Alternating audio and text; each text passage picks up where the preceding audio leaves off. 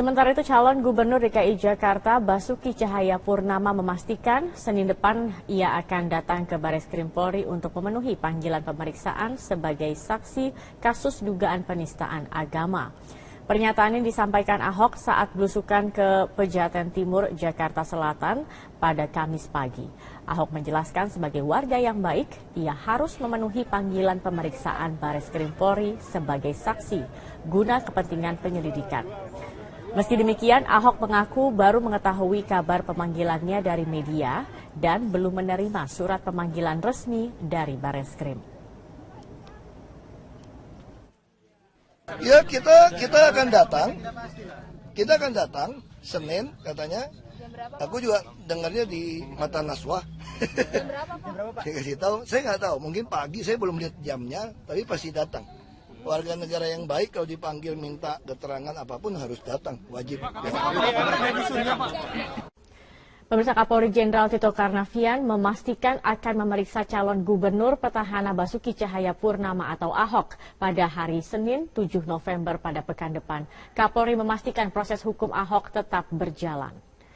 Dalam wawancara dalam program Mata Najwa, Kapolri Jenderal Tito Karnavian menjelaskan bahwa saat ini penyelidikan kepolisian telah memeriksa 21 saksi. Mereka adalah saksi pelapor, warga Kepulauan Seribu, maupun saksi ahli. Saksi ahli ini meliputi ahli bahasa, agama, maupun ahli pidana. Menurut Kapolri, pada Kamis esok, Bareskrim akan mengirimkan surat panggilan kepada Ahok. Surat berisi rencana pemeriksaan Ahok oleh polisi pada hari Senin tanggal 7 November pekan depan. Pada 24 Oktober lalu, Ahok telah datang ke Bareskrim Polri. Ahok berinisiatif mengklarifikasi apa yang dituduhkan kepadanya mengenai dugaan penistaan agama. Setelah kita akan ANEF, dan setelah itu besok kita akan luncurkan surat panggilan, surat kepada Saudara Basuki Cahayapurnama untuk kita dengar keterangannya, insya Allah hari Senin yang akan datang. Ini informasi baru, jadi Anda katakan malam ini di Mata Najwa, besok kepolisian akan memanggil Basuki Cahayapurnama, menyampaikan panggilan, menyampaikan undangan. Sekelompok orang meneriaki sembari mengusung poster berisi penolakan kepada calon gubernur nomor urut 2 Basuki Cahayapurnama saat menyapa warga Rawabelong, Kebonjeruk, Jakarta Barat. Satu persatu warga Rawabelong disapa dan disalami Basuki Cahayapurnama yang lebih populer dengan sebutan Ahok. Warga berusia dewasa hingga anak-anak menyambut kedatangan calon gubernur petahana yang kembali berpasangan dengan wakil gubernur Jarod Saiful Hidayat. Namun antusiasme warga dan keinginan Ahok menyapa warga Rawabelong terganggu dengan kehadiran sekelompok orang yang berteriak menolak Ahok.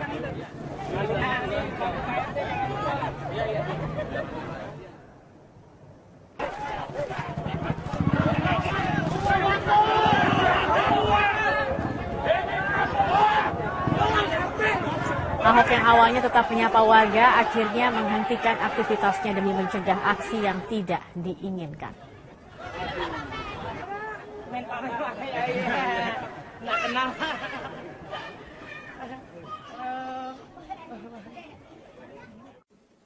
Kehadiran Basuki Cahayapurnama di Balai Kota DKI Jakarta selalu menjadi magnet bagi warga DKI Jakarta yang datang, baik untuk menyampaikan aspirasi ataupun untuk sekedar berfoto bersama dengan Ahok. Namun kini, sejak dijabat oleh pelaksana tugas Gubernur DKI Jakarta, Sony Sumarsono, kantor Balai Kota menjadi kerap sepi. Tidak seramai sewaktu Basuki Cahayapurnama masih aktif sebagai Gubernur DKI Jakarta.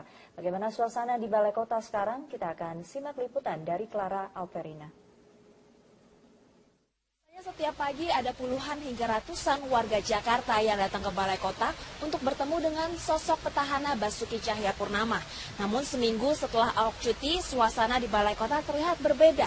Seperti yang di belakang saya saat ini, Balai Kota terlihat lebih sepi, hanya ada segelintir warga yang datang ke Balai Kota. Padahal PLT Gubernur DKI Jakarta, Sony Sumarsono, yang menggantikan Ahok selama cuti juga bersedia untuk meluangkan waktunya untuk mendengar keluhan warga Jakarta. Namun, sosok Ahok seolah punya daya tarik tersendiri, karena warga Jakarta datang ke Balai Kota biasanya bukan hanya untuk mengeluhkan kerasnya hidup di ibu kota, tapi juga untuk sekedar bertemu langsung dan berfoto bersama Ahok. Terhitung sejak 28 Oktober 2016, Ahok menjalani cuti dan rencananya petahana Basuki Cahayapurnama akan menjalani cutinya hingga 11 Februari 2017. Dari Jakarta, Clara Alverina, Uca Fernandes, Metro TV.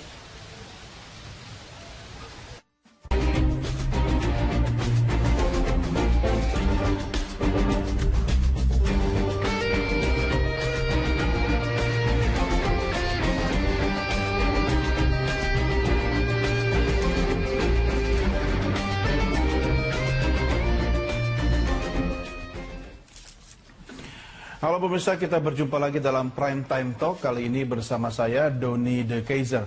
Pemirsa, rencana aksi besar-besaran pada tanggal 4 November mendatang membuat tensi sosial politik di tanah air ikut meningkat.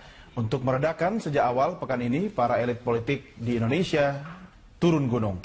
Presiden Joko Widodo, Prabowo Subianto, Presiden PKS Sohibul Iman, Wakil Presiden Yusuf Kala, hingga Presiden ke-6 Republik Indonesia Susilo Bambang Yudhoyono menggelar sejumlah pertemuan tertutup. Targetnya pemirsa jelas, bagaimana agar unjuk rasa hari Jumat yang akan datang tidak berujung pada kerusuhan yang tentu kalau itu terjadi yang rugi dan yang mundur adalah bangsa kita sendiri. Lalu sebenarnya pemirsa, efektifkah upaya para elit politik Indonesia itu dan seberapa besar dampak aksi itu sehingga para elit politik harus turun gunung untuk meredakan dan melakukan upaya untuk tidak terjadi hal-hal yang tidak diinginkan. Kita akan diskusikan dalam Prime Time Talk kali ini dengan tema cara elit redam tensi. Bersama saya telah hadir di studio Ketua DPP Partai Gerindra Habibur Rahman dan juga pengamat politik dari Universitas Indonesia Arbi Sanit. Namun sebelumnya saya ajak Anda untuk bergabung dengan, sudah bergabung juga nanti di ujung telepon, yaitu politisi Partai Nasdem, yaitu Taufik Basari. Namun sebelumnya pemirsa, kita akan lihat dan simak bagaimana pernyataan atau komentar warga berikut ini. Namun, ya kalau demo ini silakan aja. Namanya untuk menyampaikan suatu pesan yang baik ya dipersilakan. Ya kalau bisa ya tertib, ya gitu. Tapi kalau terjadi suatu anarkis atau terjadinya penghancuran, kerusakan, ya jangan sampai terjadi. Diharapkan seperti itu. Tapi kalau saya sih, kalau demo oke-oke aja, sah-sah aja ya kan, namanya kita istilahnya demokrasi ya kan. Tapi ya kalau bisa sih demonya damai-damai aja lah, gitu. Biar kita ini kan semuanya bangsa Indonesia ini apa sih yang kita cari? Kalau bisa sih dihindarkan ya, karena kan namanya demo itu kan sebenarnya untuk kepentingan sepihak aja. Ya kan, apalagi ini kan kota Jakarta, ibu kota negara Indonesia. Ya kan, kalau bisa memberikan cermin yang bagus untuk negara luar. Vox Populi, Vox Day, suara rakyat, suara Tuhan. Bagaimana dengan suara politisi? Saya akan coba menghubungi melalui telepon Taufik Basari, politisi Partai Nasdem. Bang Taufik, apa kabar? Baik, selamat malam. Selamat malam. Komentar Anda terkait dengan rencana aksi tanggal 4 November lusa. Ya, saat ini kan Presiden Jokowi sudah melakukan komunikasi politik dengan para tokoh. Ya. Ya, kita berharap komunikasi politik yang dilakukan oleh Presiden ini dapat menyejukkan suasana. Ya. Tentu kita berharap juga resonansinya, gaungnya atau sambutannya dari kita semua pun juga sama-sama membuat situasi juga makin sejuk. Jangan sampai malah masih ada pihak-pihak yang berusaha untuk memanas-manasi lagi situasi, ya padahal kita tidak menginginkan situasinya seperti ini. Ya. Nah, Nasdem sendiri akan berada di posisi mana nanti tanggal 4? Ya kita tidak di mana. Jadi begini, soal aksi itu kan silahkan setiap orang yang mau menyampaikan pendapatnya, yaitu adalah hak dari setiap orang. Saya pikir biasa sajalah aksi itu. Tapi yang jadi masalah adalah isu yang diangkat itu sudah mengarah pada isu-isu yang akan mengancam persatuan kita, akan mengancam kebinekaan kita, yang tentu kita tidak mau negara ini ya bisa menjadi pecah karena isu-isu SARA dan sebagainya. Nah ini yang harus kita jaga.